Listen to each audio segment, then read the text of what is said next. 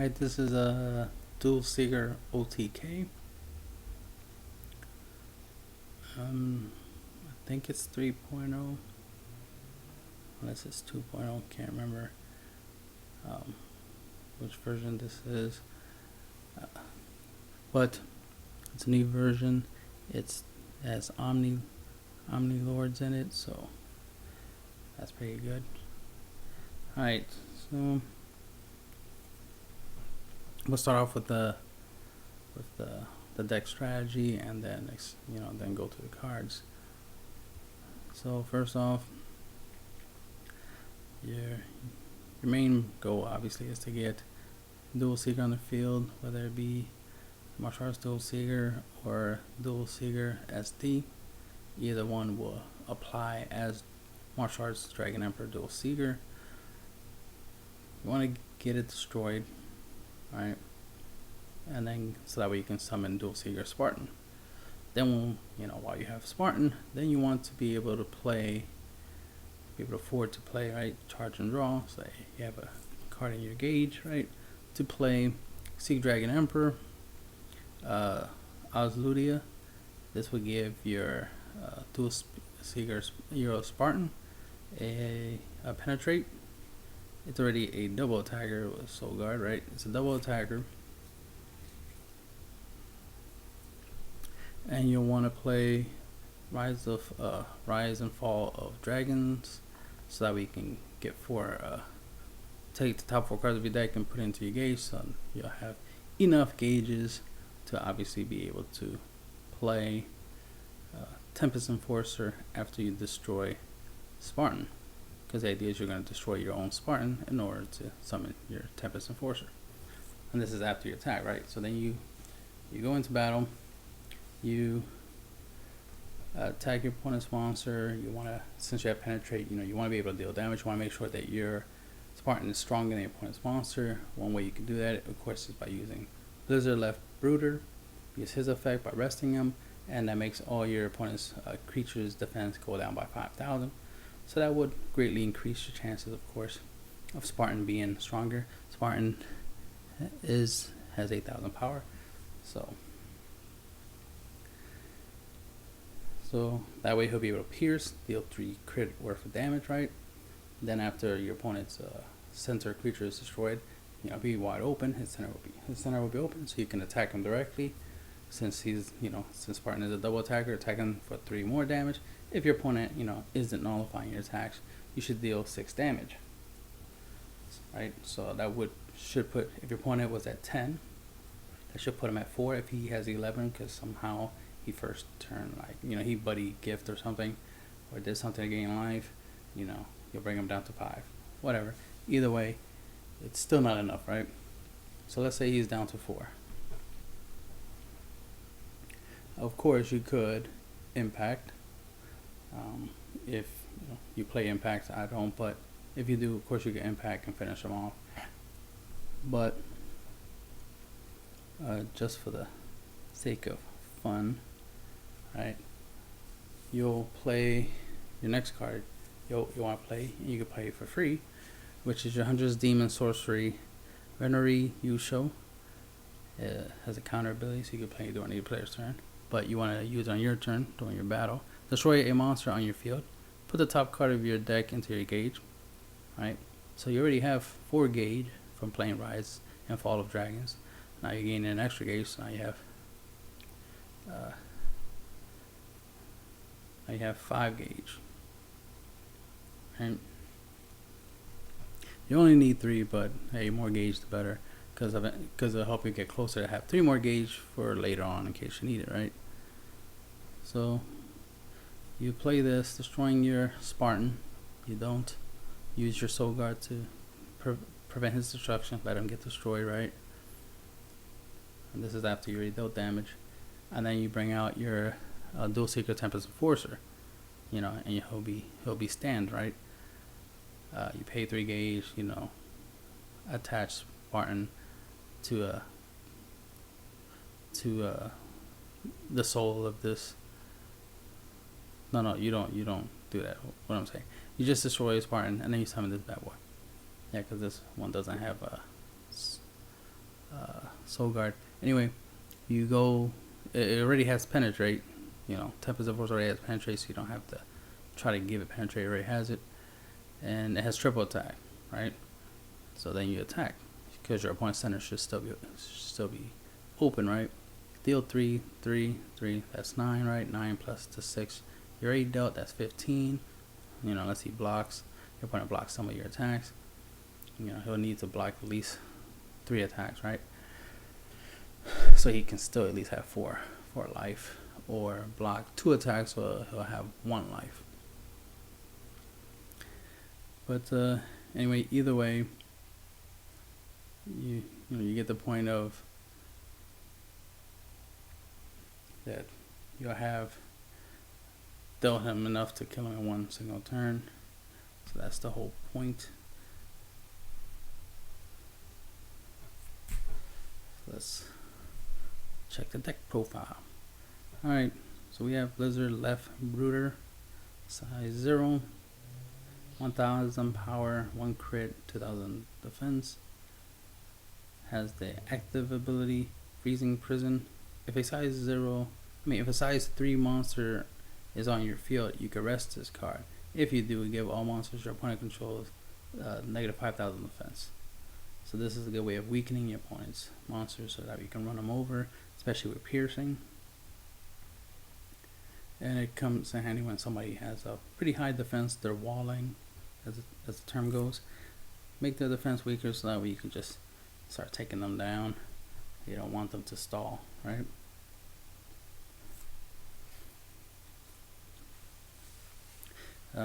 Made space so I can play the combo. Don't need 4 copies of Blizzard, so I have 2 Blizzards and I have 2 Burning Right Rooter, so that I can do the little combo where I can decrease my opponent's monster's defense and then destroy them all if they have 2000 less defense. He has the active ability Explosive Fireball Blast. If a size 3 monster is on your field, rest this card. If you do, destroy all defense 2000 or less monsters on your opponent's side of the field. So it's a nice 2-card combo. And he has 2000 power, 1000 defense, 1 crit. Here's our 4 copies of Fortune Dragon for Boca, size 1, 4000 power, 0 crit, 5000 defense. It's pretty nice, definitely makes it a useful link attacker, but mainly you're just going to use it for its active ability. If you have a size 3 monster in your field, you may discard this card from your hand. If you do, put 2 cards from the top of your deck into your gauge. Obviously, gauge very important. The more gauges you have, the better, because you're going to need them to summon your Duel Seekers. So that's what it's in there for. It's there just to ramp up your gauge, because you can charge and draw. So now you have 1 card in your gauge. You summon. You can summon. For example, Duel Seeker SD, which requires no gauge in order to summon it. You can just play it for free, right?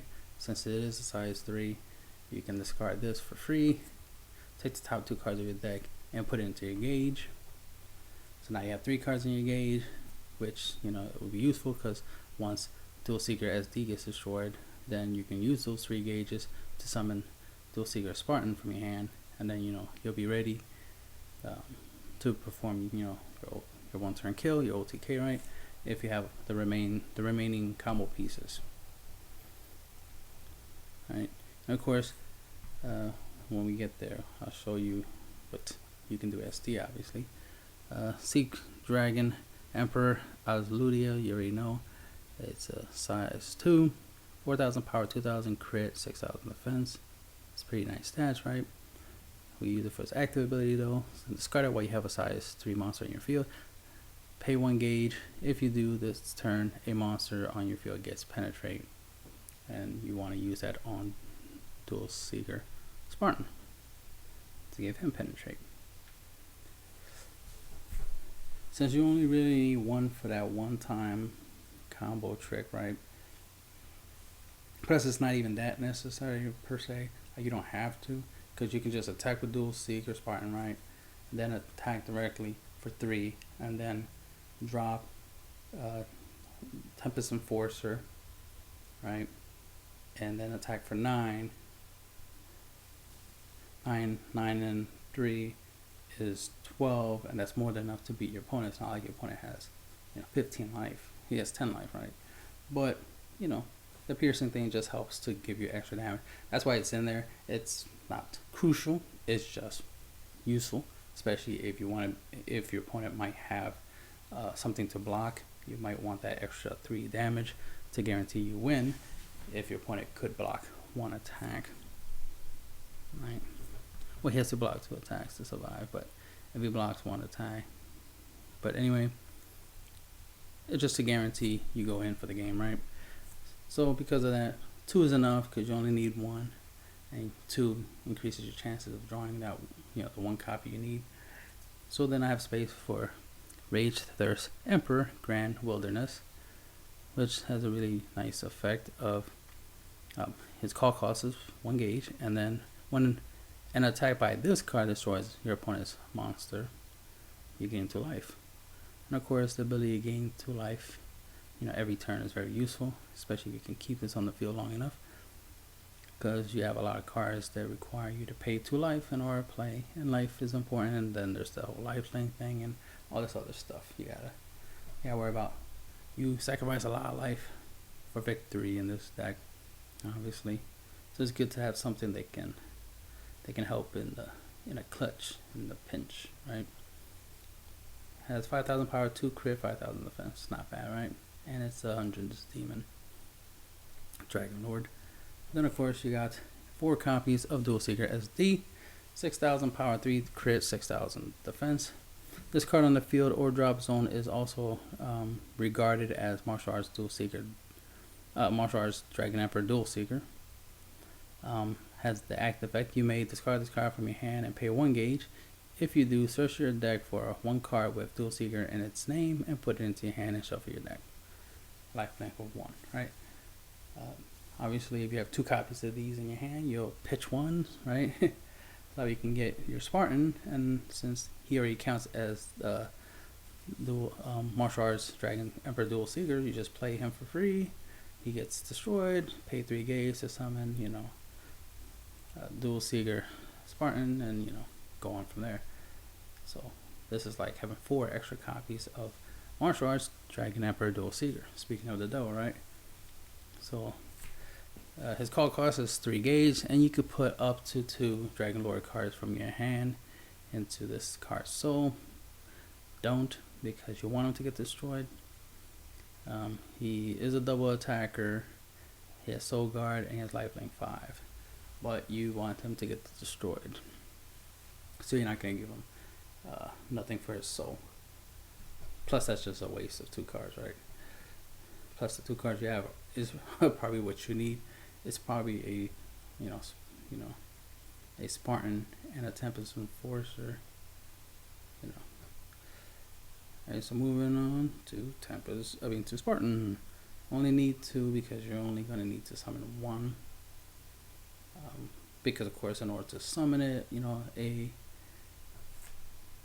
plus I wanted space for some extra little tech cards, so to speak, right? Some extra strategy, so that way the deck is not too predictable. You don't want to put all your eggs in one basket by just having, having 1 trick, right?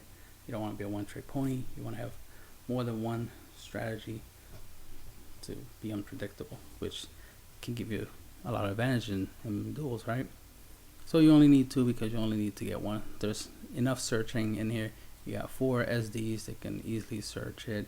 Plus you got 4 makings of the Great Dragon to search it. So that right there is 8 cards to search it. So plus there's draw cards and all that other good stuff. So there's no need to play 4. So 2 is enough because you'll want to draw 1 at least at one point. And you get him on the field. You got these good effects. He has the call cost of when a Duel Seeker Martial Arts Dragon Emperor Dual Seeker gets destroyed, nullify the lifelink of that Dual Seeker, and then pay 3 gauge, and then put Martial Arts Emperor Dual Seeker from the drop zone into this monster's soul. It has double attack, soul guard, lifelink 5. And then of course you want to do the combo where you use, you seek Dragon Emperor to give him piercing, because he doesn't have piercing, so you can go in there and get 6 damage in there right quick, right? Then you want to destroy him in that turn, or let him get destroyed by your opponent, whatever, however way you want to play. Especially if you're already dealt the 6 damage, it doesn't matter if you destroy, your opponent's destroyed. Then you can bring out Dual Seeker, Tempest and Falls.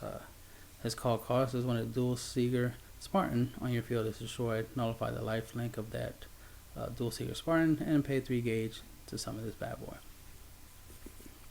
He has Penetrate, Triple Attack, and Life Link, which is lose, which is once he leaves the field, you lose. Alright, so obviously when he comes out, you should win. If you don't, then you're kind of messed up. Of course, it's important to note that his effect will not trigger this, because this is just losing the game, not your life points hit 0. Because if that was the case, then you could use this to survive that, but it's not. It's you just lose. But anything else, like the whole life link where you take damage, where your life points would hit 0, and you just so happen to have this, then you can play this and save your own ass. And that's only if it's on your opponent's turn. You can't do this if it's your turn. So you can't destroy this with your card with Hundreds Demon Sorcery, and then think you could just drop this in the same turn. You know what I mean? Won't work. This is to be called during. The way you call it is during your opponent's turn. But anyway, and of course you already know 3 damage, 3 damage, 3 damage. Since it has piercing, it has 12,000 power, 12,000 defense. It'd be really hard for it not to pierce, right? It'd be hard for it not to hit its mark and deal your opponent 9 damage. Then we only need 1 to hit the once. That's the thing. Once this hits the field, obviously you don't need more than just 1 of him, but 2 just so that we can increase the chances of drawing it or just searching out right quick, right? But once he hits the field, you should win. If not, you lose. It's not like you need 4 to. You're not going to summon 4. Alright, so we have space for some more bad boys, right? So we have 4th Omni Fire Lord Burn Nova. Has a really good effect, especially if your opponent tries to do an OTK. So it's obviously this is good in a mirror match type scenario. When your opponent tries to go in and tries to take you down to 0, you be like, nope, I'll make a comeback. I'll try to survive this turn, and then you could drop the 4th Omni Fire Lord Burn Nova with his call cost of when your life would become 0 during your opponent's turn, pay 3 gauge, your life becomes 1, and for the rest of the turn you take no damage. No damage can be dealt, So you take no effect damage, you take no bad damage. So your opponent can't be like, oh, final phase, finish you off anyway. Like, nope, I take no damage this turn. I will live for 1 more turn. Alright, when this card enters the field, discard your entire hand, put all cards other than this card on your side field into your drop zone. And this card cannot be destroyed. Which is pretty good, because it'll kind of suck. You summon them, right? But then your opponent attacks him, kills him, and it's like, I don't have anything for next turn, right? And then of course he's a triple attacker, so he has 9,000 power, 2 crit, 8,000 defense, and he's a triple attacker. So of course you can, since he's a size 3, if you just so managed to draw this, and you you won't have a card in your gauge, so you won't. Obviously, you might want this, and no, you only have 2 life. Well, not going to be able to do much of anything once that happens, so let's not even try to figure out a way of boosting this bad boy. I mean, the best you can do is probably draw this and then play that. That's size 0. Yeah, you can play this for free. Yeah, you can play this and get 2 gauge for whatever it's worth. And you're moving on. It's a way you can survive, get OTK'd, and have one more turn to try to make a comeback. And hopefully, you know, you can just go in there and derp your opponents. We have, since you don't need that many. 2 of the 4th Omni Fire Lord, you know, just so you can get the chance of drawing it, and the likelihood of you even being in a position to even require using it, it's pretty slim, so it's not that big of a deal.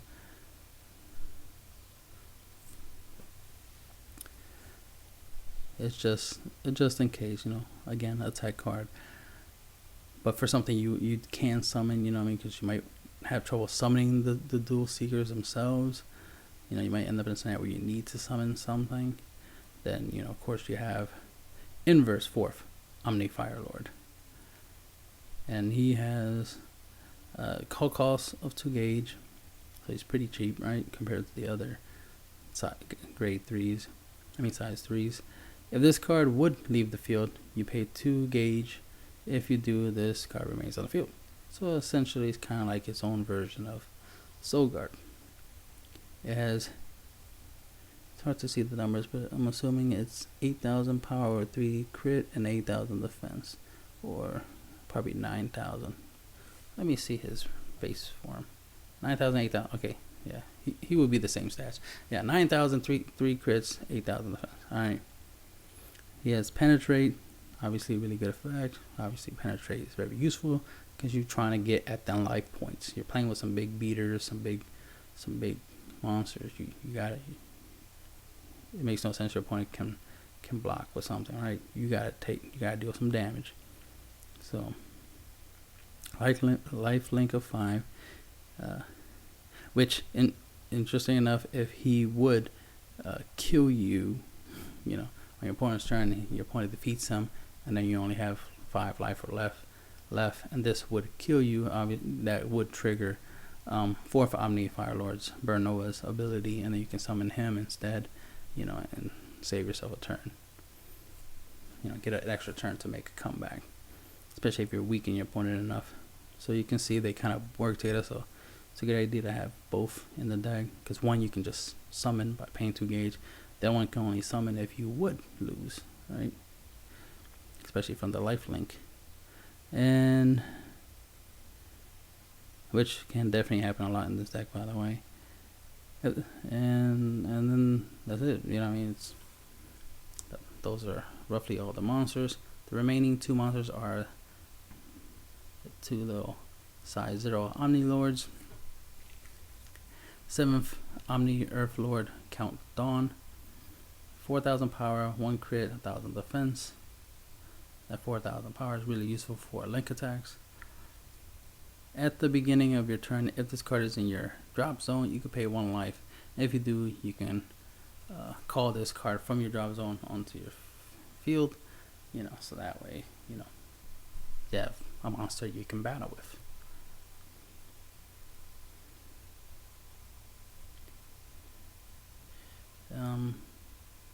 He works pretty well, especially if you use him to link attack with Rage Thirst Dragon, because, you know, you pay a life to bring back the Omni Lord, Count Dawn, and then you link attack with this 4,000 plus 5,000, 9,000. You can kill a lot with that, right? Kill something, and then get the effect of gaining 2 life. So that's a nice little combo right there you can do, right? Plus 4,000 extra to any of your creatures, even 4,000 extra to your Spartan. So especially if he has penetrate, you give him the penetrate effect with the Seek Dragon Emperor. You know, he can get in there and get him the life points. Then we have Countdown of the Distant Days. 2,000 power, 1 crit, 2,000 defense. At the end of the battle of this card, you may return this card to your hand. So Personally, I don't know the ruling so much. He's just there because, you know, he is size 0, generic enough, and he's an Omni Lord, so I can splash him in any deck as long as I play 1 copy of him. Of course, I would rather play 2 7th Omni Earth Lord Count Dawns, but I can only have 1 of each, so I do have 1 of each of these particular creatures. But I don't know if he will apply during my opponent's turn. If he battles during my opponent's turn, will he return to my hand even if he was destroyed? Don't know that. But I'm assuming, I want to assume he does, and you know, which will make him really awesome. It's like, no matter how many times my opponent defeats him, he will just go to my hand, and I can just resummon him the following turn. You know, use him for like link attacks and all that good stuff. If that's the case, then that's awesome, because that's what I want him to do. But if he doesn't, whatever. Size 0, 2000 boost, can't hurt nobody, right? Can't hurt to have it. Moving on to these spells. Alright, to speed up the gauge aspect, you know, sacrifice 2 life for the call cost, for the cast cost of this card. It has counter, so you can play it on either player's turn. So you can be, you know, strategically creative with that. Put the top 4 cards of your deck into your gauge, and you can only play 1 of these per turn. So play 1 on your turn, play 1 on your opponent's turn. That's 8 cards right off the bat, right? Off of playing 2 of these and paying 4 life, right? Automatically, you have more than enough gauges to summon all your, you know, all the stages of your Duel Seekers. Because then if you do that and you charge and draw, you'll have 9. You have 9 gauge, which is enough to use 3 of those gauges on your turn, right? To summon, because if you play this on your turn, you have 4 gauges. Then you charge and draw, you have 5 gauges. They use 3 to summon Duel Seeker, which leaves you with 2 gauges. Then on your opponent's turn, you play 1 of these to get 4 more gauges. Now you have 6 gauges. So if Duel Seeker is defeated, which is what you want, you can summon Spartan by paying 3. And of course, you'll still have 3 gauge left. That way on your turn, when you do the combo to attack with Spartan, deal 6 crit damage, or even just 3, and then destroy him for free with Huntress Demon Sorcery, then summon Duel Seeker's Tempest Enforcer, attack for 9 crit with him, because you know, he's a triple attacker. Plus he already has piercing just in case, but it wouldn't really matter since your opponent's center should be open. So go in for 9 damage and be able to finish your opponent off. And of course you need 3 for that, so 3, 3, and just summoning him is 3. Now of course this is free, which is always great, but more likely you might end up pitching this to search out your key cards and end up summoning this, you know. So you have to pay for this, pay for this, pay for this, and you're going to need 9 gauges for all that. And then if you're going to do the piercing thing, right, you're going to need 1 extra gauge, so you're going to need 9 gauge. Yeah, I mean, so make sure you use them. You charge and draw, right? Got to use that mechanic to help the process. There's a lot of gauges, a lot of work, right? But it'll be worth it once you win. There's the whole point, you know. You set everything up right, you should win. Oh yeah, now 100 Demon Sorcery, you already know, to destroy. It's deliberately to destroy your own monster, and then put the top card of your deck into your gauge. So right there, you're already getting you know, you're already going to have a card for the cost of summoning your Tempest Enforcer. And if you already charge and draw, that'll be 2 gauge, and hopefully you already have 1 gauge. If not, since you already had a Spartan on the field, you can pitch. If you had this and drew this, right, you can pitch this to get 2 gauge. So you can end up with 3 to 4 gauges. And again, the whole idea is just to keep track of your gauge, right, and make sure you have enough to pull off the combo, the OTK. Moving on to Makings of a Great Dragon, you pay 2 life to cast cost this, and search your deck for a size 3 Dragon Lord, put it into your hand, and then shuffle your deck. So that's all of the Seegers. You know, you can add any of the size 3 Seegers. Even SD can be added with this. The funny thing is you kind of can thin out the deck, right? Some more. I mean, there's a lot of deck thinning in here, obviously.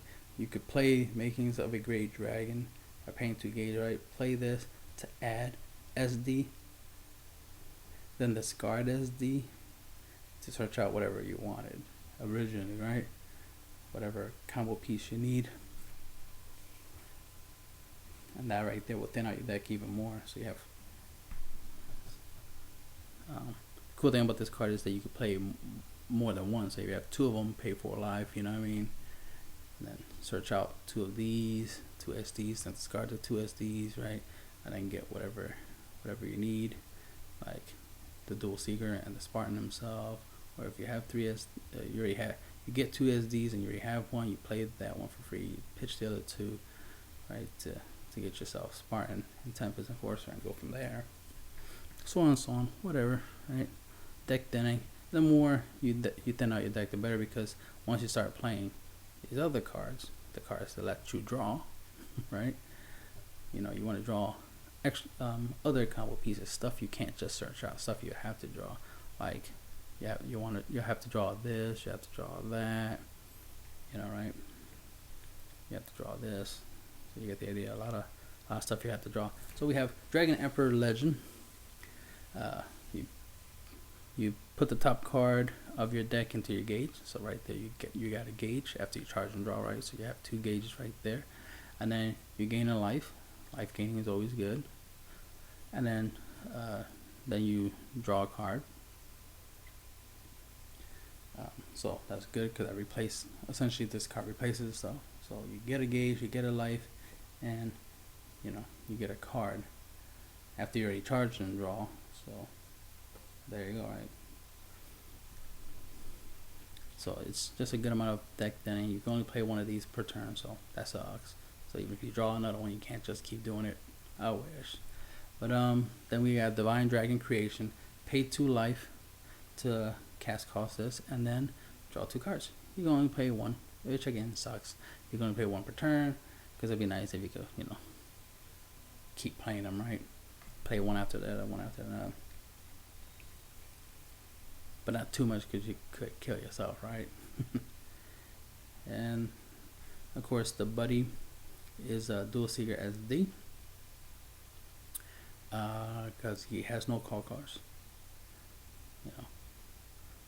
So I would recommend him as the buddy, because he has no call cost. So you know, you can get that free buddy gift.